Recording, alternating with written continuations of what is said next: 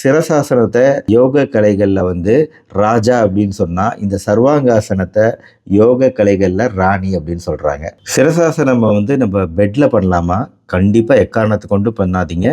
தரையில ஓரளவு மெதுமெதுப்பான, இப்ப யோகா மேட்டே இருக்கு இல்லையா? இந்த மாதிரி மெதுமெதுப்பான மேட்டோ, நான் ஒரு சின்ன ஒரு மெதுமெதுப்பான பெட்ஷீட் மாதிரி யூஸ் பண்ணினேன். இந்த சிரசாசனம் செய்யறதுனால ஜீரணம் நல்லா நடக்குது, உடம்பில் ரத்த ஓட்டம் நல்லா இருக்கு, உடம்பின் வளையும் தன்மை ஃபிளெக்சிபிலிட்டி அதிகரிக்குது. இது ரொம்ப முக்கியம் நம்ம ஆரோக்கியத்துக்கு. கூடவே மன ஆரோக்கியத்துக்கும் நல்லது. ஏன்னா ஸ்ட்ரெஸ் ஹார்மோனான கார்டிசால சுரப்பை குறைக்கக்கூடியது இந்த சிரசாசனம். இது இல்லாம நம்ம தலைகீழா நிற்கும் போது ரத்த ஓட்டம் அதிகரிச்சு மூளையோட பவர்லாம் பயங்கரமா அதிகரிக்குது அப்படின்லாம், நிறைய ஆக்சிஜன் சப்ளை அதிகமாகுது, மிக அதிகமான பவர் கிடைக்குது அப்படின்னு, அதெல்லாம் உண்மை கிடையாதுங்க.